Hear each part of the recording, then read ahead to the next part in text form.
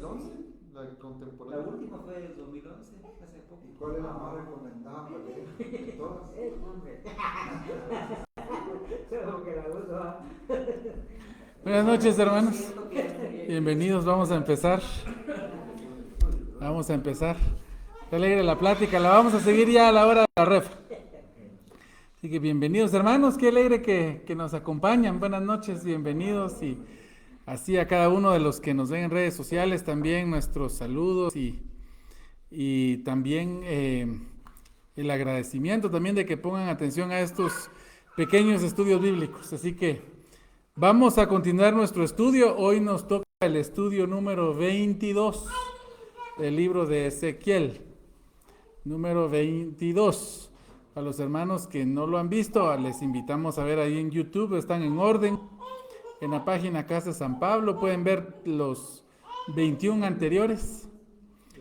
Hoy nos toca el estudio número 22, Ezequiel 16, del 44 al 63. Ezequiel 16, 44 al 63. Si se dan cuenta, hermanos, son bastantes versículos. La verdad es de que traté de hacerlo en dos secciones, esta última sección, pero la parte que me quedaba volando más o menos para hacerlo por un tema consecutivo eran de apenas 3 versículos. Entonces dije yo, mejor lo vamos a finalizar, y ya que también no es tan difícil. Así que vamos a orar y vamos a pasar a nuestro estudio, hermanos. Gracias, Señor, te damos por el gusto de estar acá reunidos. Gracias por los hermanos acá presentes. Gracias, Señor, por los niños que están. Y gracias por los amigos y hermanos que nos ven en las redes sociales. En tus manos ponemos este estudio, Señor, que tú permitas que entre a nuestro corazón y nosotros podamos poner por obra todo lo que aprendemos de tu palabra y los ejemplos que tomamos en la Escritura, y que tú así nos has dicho, Señor, que todo esto lo dejaste para testimonio nuestro, para nuestro aprendizaje y conocerte, Señor, un poco más. Gracias, Señor. En tus manos ponemos el estudio de hoy, en el nombre de Jesús. Amén. Muy bien. Entonces, Ezequiel 16, 44. ¿Se recuerdan, hermanos? Todavía estamos en la sección de profecías contra Judá y Jerusalén, y que hemos visto que Dios también a veces lo refiere como una profecía en contra de Israel. Y seguimos viendo, hermanos, cómo el Señor comparó en este pasaje a Israel con una ramera, con una prostituta, por haberse ido atrás de dioses ajenos, y cómo Dios habla del castigo que viene sobre Jerusalén. Ahora se habla un poco más sobre Jerusalén en este capítulo, porque es el último bastión que queda todavía en pie de las 2 invasiones babilónicas. Ya los asirios ya habían logrado conquistar las 10 tribus del norte y su capital Samaria, y habían dominado el sur de Judá. Todavía no había caído Jerusalén, pero eso está a punto de pasar. Va a caer Jerusalén. Entonces, Dios está aquí hablando de por qué, y está dando más detalles de por qué eso va a pasar. Bienvenido nuestro hermano Javes, qué gusto tenerle acá. Siéntese, hermano. Entonces, Ezequiel 16, 44. He aquí todo el que usa de refranes te aplicará a ti el refrán que dice: cual la madre, tal la hija. Nosotros tenemos refranes parecidos, ¿verdad? De tal palo, tal astilla. Los gringos tienen un dicho que dice que la manzana no cae muy lejos de su árbol. Así traduciéndola, ellos lo dicen en inglés. Nosotros acá tenemos el refrán más común, es que de tal palo, tal astilla. Cuando queremos decir de que el hijo se parece mucho a su papá, o el hijo se parece mucho a su mamá. Aquí el refrán que utilizan los hebreos en ese tiempo era, cual la madre tal la hija, en el sentido de que las hijas aprenden mucho de la forma de ser de las mamás. Y aquí pues está hablando de mamás por el ejemplo que el Señor va a dar. Aquí se refiere a Jerusalén, a los judíos, como que si fueran hijos de los heteos. Y vamos a ver cómo lo dice acá, el 45. Hija eres tú de tu madre, le está hablando a Jerusalén. Hija eres tú de tu madre, que desechó a su marido y a sus hijos. Y hermana eres tú de tus hermanas, que desecharon a sus maridos y a sus hijos. Vuestra madre fue Etea y vuestro padre amorreo. Hermanos, ya vimos un poquito esto. No es de que Judá e Israel en general descienda de los heteos y de los amorreos o de ningún cananeo. Acuérdense que los israelitas tienen mucho la expresión de que cuando uno hace mucho algo, no, se puede llamarle como que si fuera hijo de ese algo. Le hemos dicho en varias ocasiones. Por ejemplo, Dios le llama a los hijos de Zebedeo los hijos del trueno. ¿Eran hijos de un trueno? No, pero eran muy bravos, eran muy enojados. Entonces el Señor les puso ese apodo, los hijos del trueno. Hijos del trueno le llamaban a Juan, hermanos. Pero cuando él conoció de mejor manera al Señor, este es el que en sus cartas dice, hijitos, estas cosas os escribo, hijitos míos. ¿Les suena a ustedes palabras del hijo de un trueno? El Señor había hecho la obra en Juan. Tristemente, las naciones cananeas hicieron su obra en Israel y ellas empezaron a parecerse a ellas. Por eso es que el Señor las compara como que si estas naciones son las madres de Jerusalén. Son las madres de Jerusalén, las madres de Judá o su hermana mayor y menor. En otras palabras, actúa como actúa su familia. Es de familia. Tristemente nosotros utilizamos esas expresiones. Es que el patojo es mujeriego, lo heredó el abuelo, es que el abuelo era mujeriego también. No es que el muchacho se echa los tragos, es que el papá también, ¿verdad? O sea, tenemos esas expresiones también en castellano. Pero aquí el Señor está comparando a Jerusalén como hijas de los heteos y de los amorreos por su forma de que cambian marido, dice acá, desechan a sus maridos y a sus hijos. En otras palabras, cambian con facilidad de dioses. Hoy tienen un Dios, mañana tienen otro Dios. Y aquí con marido se está comparando a Dios mismo como el esposo de Judá y de Israel. Pero ellos con facilidad dejaban a su marido por irse atrás de falsos dioses. Dice el 46, y tu hermana mayor es Samaria, ella y sus hijas que habitan al norte de ti, y tu hermana menor es Sodoma, con sus hijas, la cual habitan al sur de ti. Está comparándola a los samaritanos, que ustedes saben, hermanos, que ellos se apartaron prontamente de buscar a Dios y se fueron atrás de dioses falsos, paganos, que fue lo primero que hizo Jeroboam al independizarse de Judá. No pasó ni mucho tiempo y él ya estaba poniéndoles dioses falsos. Qué triste, hermanos, la situación de Samaria. Aquí Samaria representa a los reinos del norte. Ahora les confieso que compararlo con Sodoma es un poco más difícil porque Sodoma ya no existe y no dejó descendientes, a excepción de una familia que ustedes van a recordar quién es esa familia que desciende geográficamente de Sodoma, porque no genéticamente, pero geográficamente, aunque podría ser que también genéticamente, porque posiblemente la esposa de este personaje que ustedes van a recordar ahorita, si era de Sodoma. ¿De quién estaremos hablando? De Lot, exactamente. Así que posiblemente cuando aquí dice que sus hermanas son Sodoma, No se refiere, hermanos, a Sodoma. Sodoma fue arrasada, no quedó nadie con vida. A Lot hasta se le estaba quemando el manto cuando salió huyendo de ahí.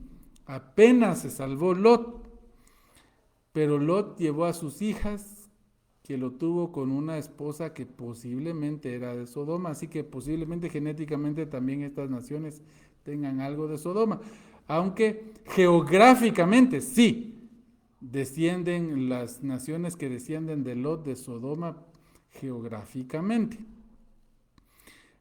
Alguien podría decir, es como mi hijo, por ejemplo, es nevajense.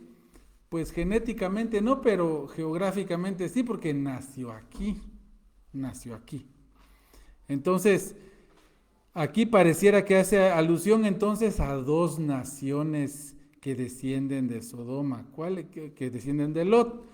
¿Cuáles son esas naciones? ¿Recuerdan ustedes? Moab, muy bien, que viene de la hija mayor de Lot. Y la otra, los amorreos, ¿verdad? Que vienen de Amón, que era el hijo de Ben-Amí, el primer hijo de la hija menor de Lot, que la tuvo con Lot. Acuérdense que fue una relación de incesto. Ellas embolaron a Lot para tener hijos de él porque pensaban que ya no habían hombres. Bueno, ya no estaban sus novios, ¿verdad? Entonces,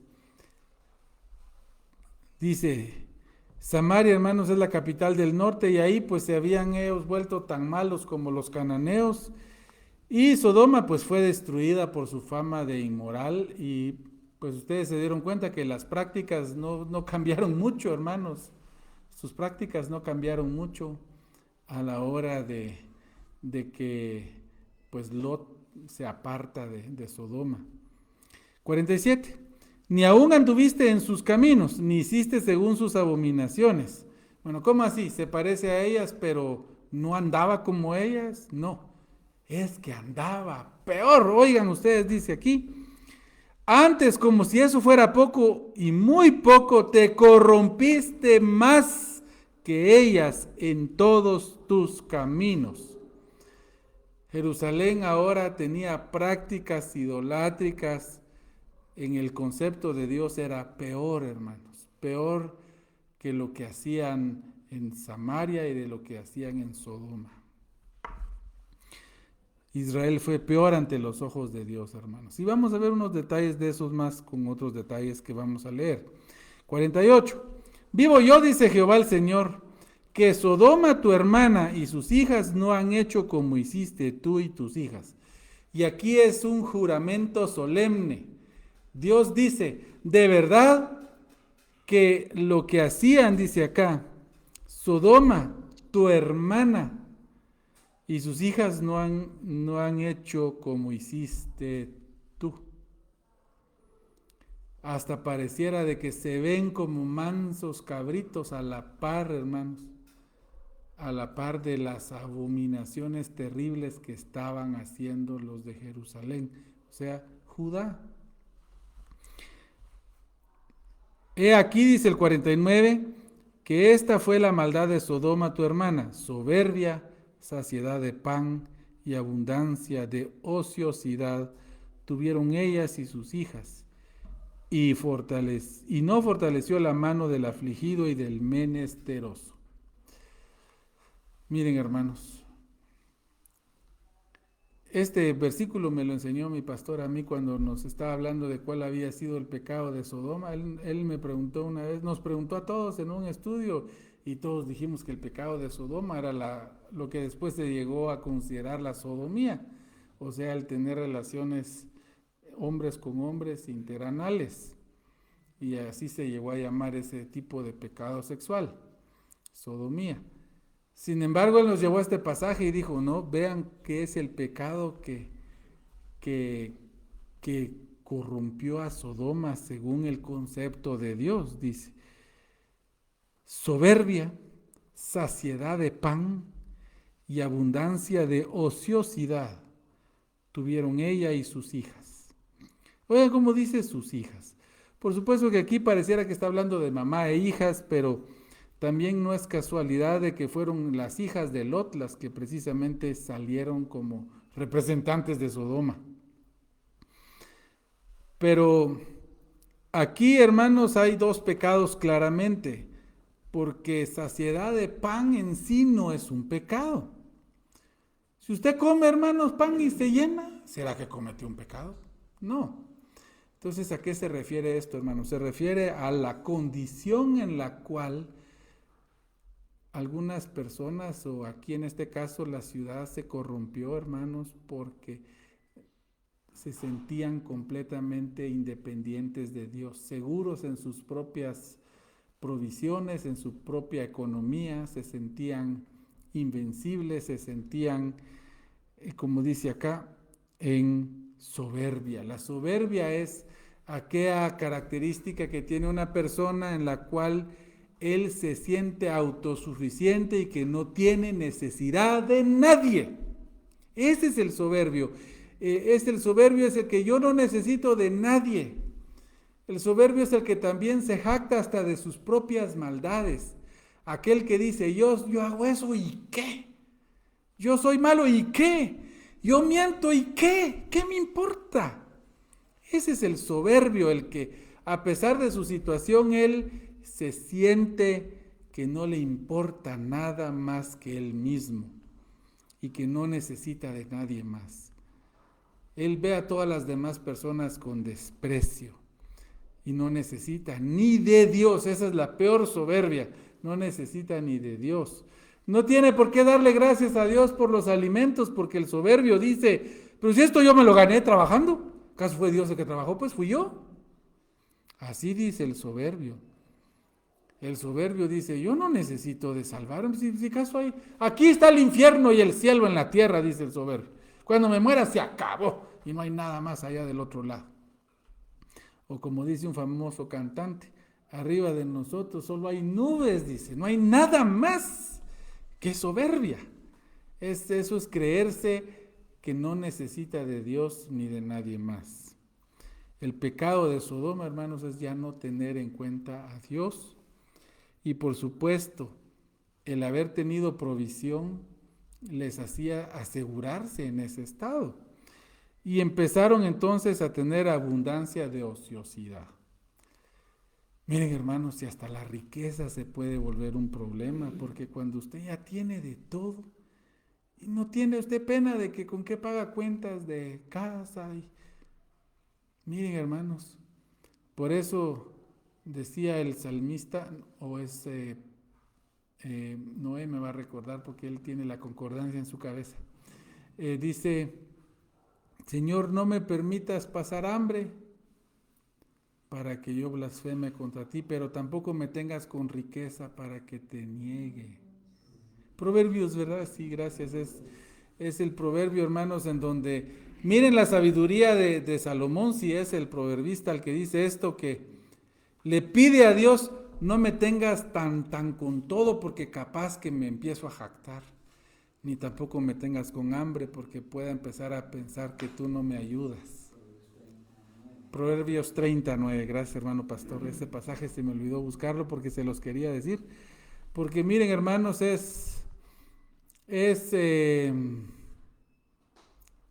los estoy parafraseando, ¿cómo es que dice exactamente? Dice, vanidad y palabra mentirosa aparta de mí, no me des pobreza ni riquezas, manténme del pan necesario, no sea que me sacie y te niegue y diga, ¿quién es Jehová? O que siendo pobre hurte y blasfeme el nombre de mi Dios. Amén, gracias. Y hay mucha sabiduría en esto, hermanos. Por supuesto que aquí no estamos para pedir pobreza, tampoco estamos para negar una bendición de Dios de prosperidad. El punto acá, hermanos, es de que hay peligro en esto. Hay peligro cuando nos empezamos a vivir de las rentas. Cuando usted ya vive de las rentas, hermano, ya no hace nada, ya todo le llega. Hay peligro en eso.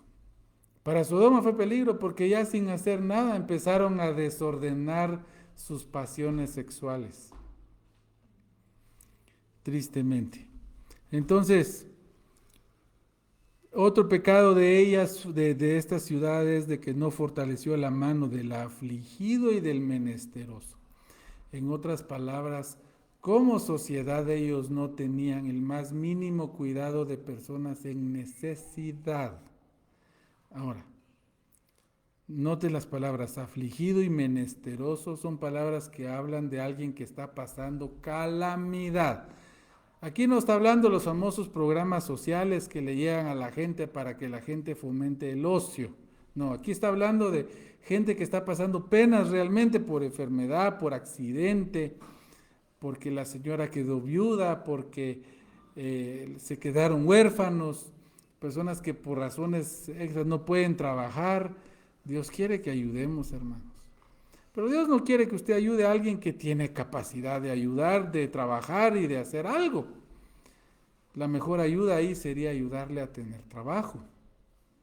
Dios tampoco está diciéndonos acá de que tenemos que mantener a personas sin esforzarse. Eso no. Si no, caeríamos en el primer pecado que dice abundancia de ociosidad. No queremos personas sentadas con la mano estirada esperando que les llegue alguna ayuda social, como se le llama ahora. No, eso no es un concepto bíblico. En la Biblia dice claramente que el que no trabaja, que no coma. No. Pero hay personas que pasan penas. Si al vecino, hermano, se le pasó algo serio y usted sabe que él no puede hacer nada, hermano, ayude. La señora quedó viuda y no tiene trabajo, hermano, ayude. ¿Cómo no vamos a ayudar? Las personas no tienen nada, no tienen ni cómo trabajar, ayudemos. Dios quiere eso. En Sodoma no lo hacían. Y eso multiplicó su maldad. 50. Y se llenaron de soberbia e hicieron abominación delante de mí, y cuando lo vi, las quité. ¿Cómo quitó a Sodoma, hermano, la iniquidad de Sodoma? Pues acuérdense, les llovió un juicial, dijera nuestro pastor, pero de fuego, hermanos. Dios quitó a Sodoma por su soberbia, pero sus pecados llegaron a ser muy malos, ¿verdad? Acuérdense que hasta ellos le dieron nombre a un pecado que ahora se ha vuelto más común también, ¿verdad? La sodomía. 51. Y Samaria no cometió ni la mitad de tus pecados, porque tú multiplicaste tus abominaciones más que ellas. Y has justificado a tus hermanas con todas las abominaciones que tú hiciste. Hermanos, a la luz de la vida de los de Judá, parecen unas mansas palomas, hermanos, los de Samaria, que también eran idólatras, paganos. Hasta el Señor ya los había quitado antes que a los de Judá. Y aquí quiero que se detengan para que notemos algo todos. Si el pecado de Judá era peor que el de Samaria, literalmente, ¿por qué el Señor trajo el castigo primero sobre los del norte que los del sur? En cambio, a los de Judá sí los mantuvo a salvo por mucho más tiempo. Entonces, obviamente, aquí nos está dando una luz para entender por qué. Y la segunda luz, ¿por qué el Señor lo está diciendo de esta manera? Lo dice también, en que vean ustedes cómo lo compara, dice acá, y has justificado a tus hermanas con todas las abominaciones que tú hiciste. ¿Por qué, hermanos? Porque Judá, que sí conoce verdaderamente al Dios de Israel, ellos llevan más carga, hermanos, porque ellos conocen a Dios. Ellos sí conocían a Dios, contrario a los de Samaria, que ya no. Ellos ya vivían en ignorancia. Ya tenían generaciones que no podían ir al templo, que ya no podían tener contacto con levitas. Y aunque el Señor levantó algunos profetas, mientras que había un Elías, había un Eliseo, habían 400 de Baal. O sea, miren, el Señor aquí nos deja luz para que entendamos, hermanos, de que se vuelve muy delicado cuando un cristiano peca comparado con un inconverso. ¿Saben por qué? Porque nosotros justificamos que el inconverso siga en su condición, porque él puede señalarnos. Y eso es lo que hacemos tristemente. Y eso es lo que hacen los moabitas, los amonitas, y eso hacían los de Samaria. Y no que el Dios de Israel, pues el Dios del verdadero Dios de Judá, si miren cómo están los de Judá, también tienen dioses, también tienen eso. Entonces, lastimosamente con los de Judá pueden ellos agregar, y eso que ellos se dicen creyentes del Dios verdadero. Y eso es lo que nos dicen a los cristianos. ¿Querés que yo vaya a la iglesia? Le dicen a uno. Si ahí en tu iglesia va fulano, yo lo conozco, es más borracho que... Para ser así de borracho, ¿para qué voy yo? Entonces se justifican por el mal actuar de nosotros a veces. ¿Quieres ir a la iglesia? Sí. ¿Para qué ir a tu iglesia? Sí, yo sé cómo vivís vos. Vivís peor que los inconversos, que los que dicen que no van a la iglesia. Yo prefiero no ir a la iglesia. Yo prefiero no ir a la iglesia que ser hipócrita como muchos de ustedes que van y están ahí con su Biblia bajo el brazo, así dicen, ¿verdad? Y cantando ahí aleluyas y son peores que nosotros. Ahora, ojo, antes voy a hacer un paréntesis aquí bien importante, porque todo eso podrá ser cierto en que los cristianos, muchos a veces cometemos cosas de las cuales damos muy mal testimonio. Sin embargo, somos hijos de Dios, número uno. Y segundo, hermanos, el cristiano entiende que va a la iglesia no porque sea muy bueno, sino porque necesita del Señor precisamente para enderezar sus caminos. Siempre les he dicho yo, hermanos, que la iglesia se puede comparar a un hospital en donde entre más enfermo usted está, más necesidad tiene de ir, no al revés. Y tristemente eso es lo que el mundo no entiende. Tristemente eso es lo que el mundo no entiende, que cuando usted está más mal, cuando usted está más en tentación, o usted ha caído en pecado o en alguna maldad, hermano, es cuando usted más necesita ir, ahí donde se canta, donde se predica del Señor y donde usted va a oír, va a consolarse, va a poder pedir perdón, va a poder encontrar ayuda para recuperarse, tal y como en un hospital. Imagínense ustedes, hermanos, que en un hospital la gente dijera, vos al hospital vas y enfermo estás, qué hipócrita. ¿Cómo es que vas al hospital si estás enfermo? Espérate a estar sano para ir al hospital, para que el doctor diga que estás bueno.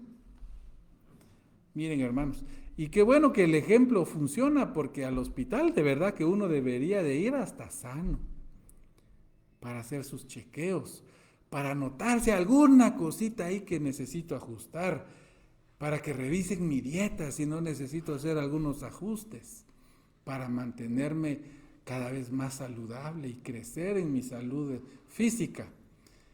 Por eso, hermanos, si usted espiritualmente, gracias a Dios, está bien, no está en algún pecado, miren, hermanos, sin pecado nadie puede decir que esté, pero me refiero que no está usted dominado por un pecado, no vive en un vicio, no está dominado porque anda con otro montón de mujeres y no puede dejar a ninguna, no está usted dominado porque no puede dejar de echarse los tragos mire, si es así, más necesita usted acercarse al Señor y buscar al Señor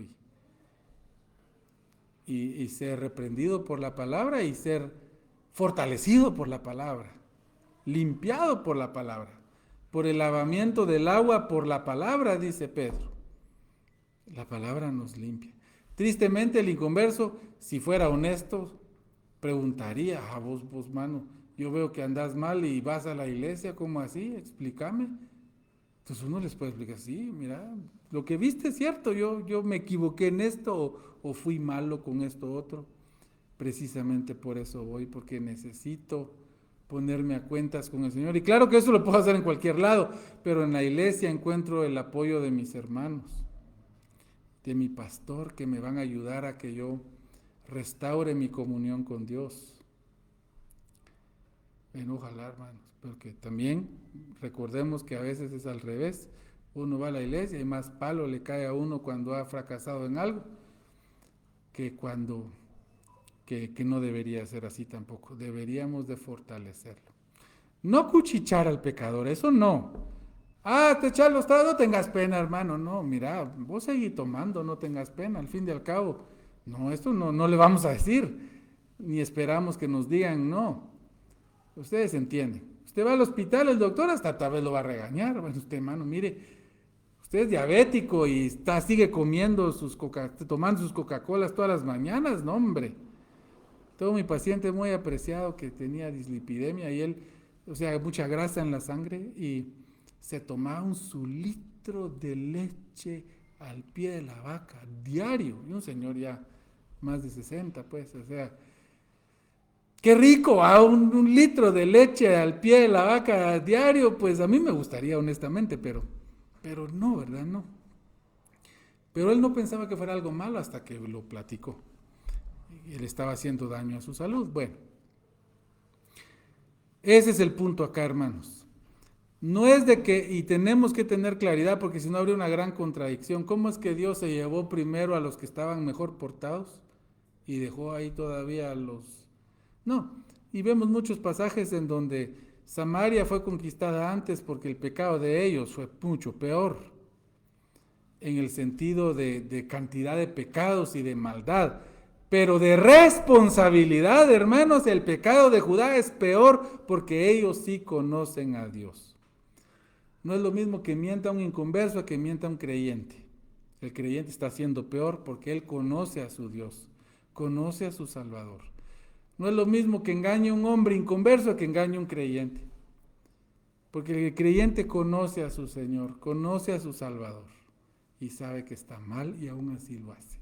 ¿Entienden eso, hermanos? Entonces, espiritualmente, por supuesto, Judá, Jerusalén, representando aquí a Judá, está actuando mucho peor que todas esas naciones.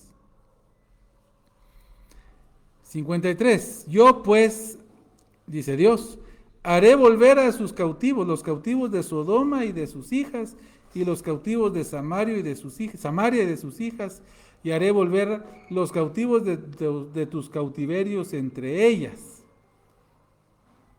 Dios dice que va a levantar este cautiverio y los va a hacer regresar. Ahora, tenemos que ser honestos, ¿qué descendientes de Sodoma? Los únicos que están son los de Lot, Moab y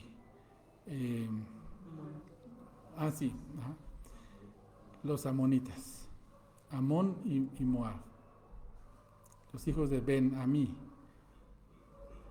Ellos son los únicos que quedan. Y ustedes saben por historia de que ellos tampoco figuraron como pueblos nuevamente organizados, pero posiblemente sí han regresado a esas tierras. Y regresaron. Ahora, quiero que pongan atención porque dice, haré volver a los cautivos de Samaria. Y eso, hermanos, no va con aquellos que creen que esas tribus están perdidas y que ya no regresaron y que no están. El Señor sí los trajo, hermanos, y aquí lo está hasta prometiendo. Dice el 54, para que lleves tu confusión y te avergüences de todo lo que has hecho, siendo tú motivo de consuelo para ellas. ¿Por qué se consuelan las naciones paganas, hermanos? Porque si hasta los que conocen a Dios están mal, bueno, al menos nosotros tal vez tenemos esperanza, podría pensar alguien ahí dentro de estas naciones. 55. Tus hermanas Sodoma con sus hijas y Samaria con sus hijas volverán a su primer estado, tú también y tus hijas volveréis a vuestro primer estado. O sea, Dios dice que estas naciones e Israel regresarán a su estado original. Dios va a restaurar a Samaria y posiblemente aquí se refiere a los descendientes de Lot. A su estado nacional previo al cautiverio. 56. No era tu hermana Sodoma digna de mención en tu boca en tiempo de tus soberbias. Y es que, hermanos, los israelitas, los judíos y también los israelitas ni siquiera se atrevían a decir o se dignaban a decir el nombre de Sodoma porque lo consideraban tan malo que ni lo decían. Es como decir nosotros una mala palabra hoy. Nosotros no decimos la mala palabra corta para prostituta porque la consideramos una ofensa decirlo. En ese sentido, los de Judá no decían Sodoma, porque es como que estuvieran diciendo un gran insulto. Y así ellos se sentían muy superiores a ellos. Pero ¿qué dice ahí? Volverán a su primer estado. Tú también y tus hijas volveréis a vuestro primer estado. No era tu hermana Sodoma digna de mención en tu boca en tiempo de tus soberbias. 57. Antes que tu maldad fuese descubierta, así también ahora llevas tú la afrenta de las hijas de Siria y de todas las hijas de los filisteos, las cuales por todos lados te desprecian. Cuando Dios hizo público el estado moral de Israel, de Jerusalén, hermanos, hasta las filisteas, hasta las sirias, podían reírse y decir, y no que estos eran muy santos de Jehová, pues. Qué triste, hermanos.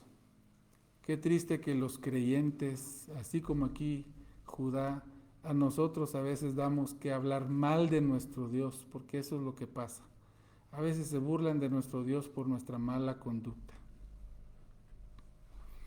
Dice, sufre tú el castigo de tu lujuria y de tus abominaciones, dice Jehová. Ahora, esta vergüenza, hermanos, la sufrieron los judíos como no se imaginan. Porque una de las cosas de las que los judíos se jactan más era de ser los elegidos, de ser la verdadera nación de Dios, y es que lo eran y lo son todavía en cierto sentido.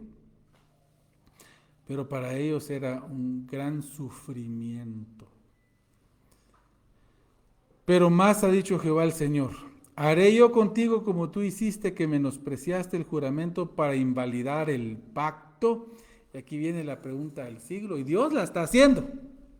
Oiga, voy a invalidar mi promesa hacia ti y mi pacto hacia ti, así como tú lo hiciste. En otras palabras, me voy a portar yo con ustedes como ustedes se portan conmigo. Hermanos, Dios desecha a sus hijos, nosotros, la iglesia, porque a veces nosotros, y muchas veces nosotros, a veces lo despreciamos a Él, lo ofendemos a Él. Dios nos paga con la misma moneda, expresiones muy nuestras. Dios nos da a beber de nuestra misma sopa. Dios nos da de nuestra misma medicina. ¿Qué dicen ustedes?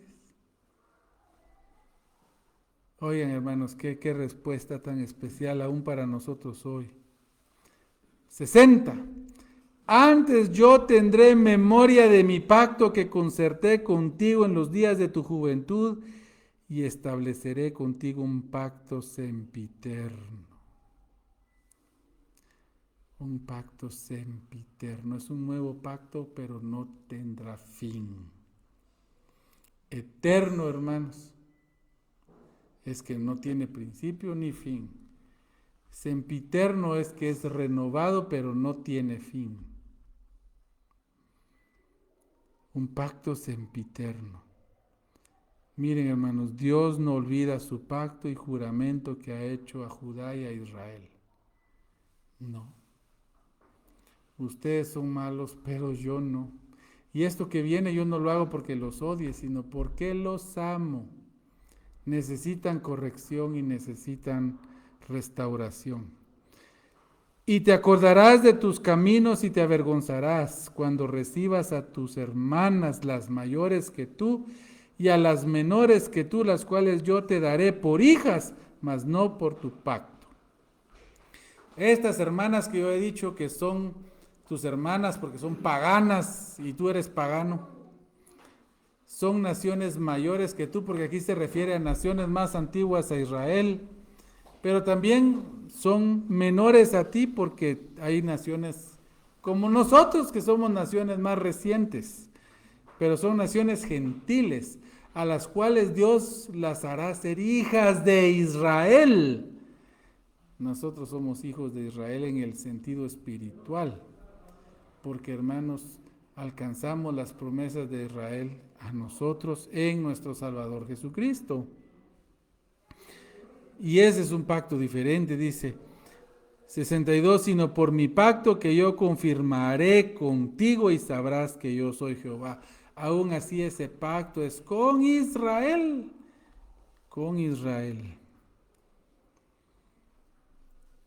63, para que te acuerdes y te avergüences y nunca más abras la boca a causa de tu vergüenza, cuando yo perdone todo lo que hiciste, dice Jehová el Señor. Cuando yo ¿qué? Perdone todo lo que hiciste. Yo les pregunto, ¿será que Dios iba a perdonar en el futuro a Israel? ¿O era una decisión ya tomada? Ya tomada, hermanos. El Señor ya decidió que los perdonaba. En otras palabras, ya los perdonó. En otras palabras, ahí está diciendo que ellos ya están perdonados. Es como que yo le digo a mis hijos, la que mal se portaron, pero mañana los perdono. Ya los perdoné. Si yo le estoy diciendo hoy que ya los perdoné mañana, los voy a perdonar mañana, es que ya los perdoné hoy.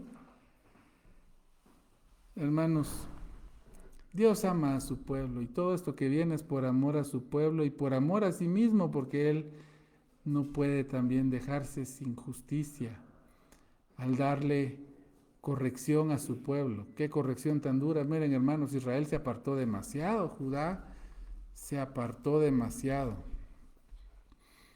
Pero hermanos, Israel, lo que dice el versículo es que ya no podrá jactarse, o sea, al decir no podrá abrir su boca, es que ya no podrá decir, miren, yo soy mejor. No, porque en este pacto incluso Israel entra por misericordia. Pero dice la carta a los romanos de que al final todo Israel será salvo. Todo Israel vendrá al conocimiento de su Mesías, el Señor Jesucristo, hermanos. Y eso es una promesa de Dios. Pero Dios ya había perdonado, hermanos. Pero ese mismo perdón también le cierra la boca, porque si yo necesité un perdón, ¿qué quiere decir que soy yo? Alguien que necesita ser perdonado. Y alguien que necesita ser perdonado es porque ha hecho cosas malas. Entonces yo no puedo jactarme de mí mismo.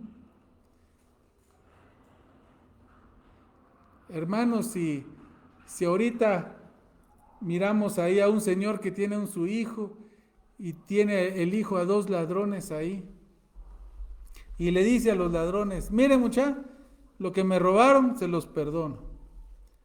Y el hijo está ahí a la par sonriendo, ¿verdad? Pero en eso se voltea el padre y le dice al hijo, a ti también te perdono. La sonrisa del hijo se esfuma en ese momento porque él está nivelado al nivel de los ladrones en el sentido que también necesitó perdón. Hay una pequeña diferencia con los ladrones. Este ya viene siendo hijo. Este es hijo. Nosotros hemos sido adoptados en la familia de Dios, hermanos, y necesitamos la misericordia de Dios. No podemos jactarnos. Hermanos, todo aquel que dice que es creyente y que es salvo porque persevera, entonces él el bueno porque está perseverando. Todo aquel que dice que es salvo porque y que no pierde su salvación, o que en este momento él no ha perdido su salvación, lo que está fijándose en su estilo de vida.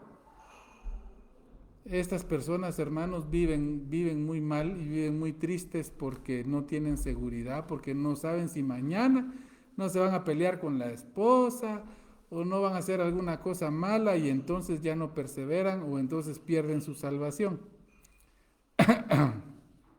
Qué triste, hermanos. El Dios de la Biblia dice que el que cree en el Hijo tiene vida eterna. Tiene vida eterna. Si usted la vida eterna la ve en usted y depende de usted, hermano, viva con miedo. Pero eso no dice la Biblia. La vida eterna depende de la obra que hizo Jesús. La obra de Él es la que me salva. Yo me agarro a Jesús. Yo soy salvo por lo que Jesús hizo por mí. Entonces hago lo que se me da la gana. Mira, hermano, no le conviene, porque se va al infierno. No, Dios no manda un hijo al infierno, porque le va mal aquí en la tierra, hermano. Le va mal. Vivir lejos de Dios, hermanos, es de sufrimiento y de dolor. Hay que vivir en comunión con Dios. Pero la salvación es una obra que Él hizo, no nosotros. Y eso es lo que hay que creer para ser salvos. Creer que el sacrificio de Cristo es suficiente. No depende que si yo me porto bien o mal. Y si yo me porto mal, ¿quiere decir que yo no soy creyente? Ojalá fuera así, hermanos. No, ojalá no es así. Gracias a Dios no es así. Nadie podría decir que es salvo, nadie. Y el que dice, yo sí, porque yo sí me porto bien, ya está pecando de soberbio. Porque no se puede. Delante de Dios no podemos decir que yo soy bueno para salvarme. Delante de Dios yo me puedo gozar de las cosas buenas que puedo hacer gracias a que Él me salvó. No es que usted no pueda darle gracias a Dios porque hizo algo bueno. No es que un pastor no pueda decir gracias a Dios porque me diste palabras para hablar hoy. ¡Qué gozo, hermanos! Pero eso no lo salva. Eso lo hace un buen hijo. Eso en la Biblia se llama el gozo de la contemplación, cuando Dios nos permite ver las cosas buenas que hacemos, gracias a que Él nos ama, a que Él nos da de su gracia. Pero eso no quiere decir, hermano, de que usted no haga cosas buenas. Pero eso bueno que usted hace no lo salva, para nada. Y lo malo que usted haga no lo condena a la vida eterna, pero sí puede, hermanos, traerle malas consecuencias aquí y ahora. Bueno, hermanos, que el Señor les bendiga. Gracias por haber estado acá esta noche. Vamos a finalizar. Hermanos, para nuestros seguidores en las redes sociales, el próximo martes no tendremos estudio. Su servidor estará fuera visitando a unos amados hermanos fuera del país, y nuestro amado pastor va a estar de vacaciones y queremos que él descanse. Él merece también visitar a su familia y descansar y olvidarse de nosotros unos días. Así que le deseamos al hermano pastor un buen descanso y deseamos al hermano pastor también muchos saludos a su familia, tanto en Huehue como allá en Tecpan y en Guate, en donde van a estar visitando. Así que, hermanos, les suplicamos su paciencia. Entonces, dentro de 15 días continuamos con capítulo 17. Usted no pierda el tiempo, lea, hermano, lea todo Ezequiel varias veces para tener más claridad. Ahora los hermanos de casa, pues vamos a platicar todavía si va a haber alguna actividad, pero si no, pues nos vemos dentro de 15 días. Así que el Señor les bendiga. Vamos a dar unos saluditos, perdonen, hermanos, se me estaba olvidando saludar ahí a Cindy. Gracias por ver, Cindy, que el Señor te bendiga. Saludos hasta, sí, no sé dónde estás. Estás en Playa, dice. Muy bien, saludos hasta Playa Grande. Sí, aquí está el saludo de Esteban. Saludos desde Playa Grande, dice. Gracias, Esteban. Dios te bendiga. Saludos allá a tu mami, a tus hermanos, y esperamos en Dios que regresen a nosotros pronto. Gracias, Daniel, gracias por tus saludos, que el Señor te bendiga también a ti. Saludos también a mi tía Mercedes Herrera Castillo. Dios te bendiga, tía Mercy, cuídate, y saludos allá en Huehuetenango. Y gracias, tía, por tus palabras. Así que aquí no me deja ver muchas saludos, pero por si hay otro ahí abajito que no alcanzo a ver, gracias a todos los que dejan sus saludos. Les animamos a que pueda compartirlo. Si usted cree que esto sea de bendición a alguien, puede copiar el link. En YouTube es mucho más fácil. Yo voy a tratar de ponerlo acá más tarde para que puedan ustedes copiarlo y pegarlo en un WhatsApp. Es fácil y pueden acceder. Y ahí tenemos bastantes estudios de la carta a los Hebreos, primera y segunda Pedro, que dio nuestro hermano pastor. Hay varios estudios ahí que les animamos a ver. Así que Señor les bendiga y muy buenas noches.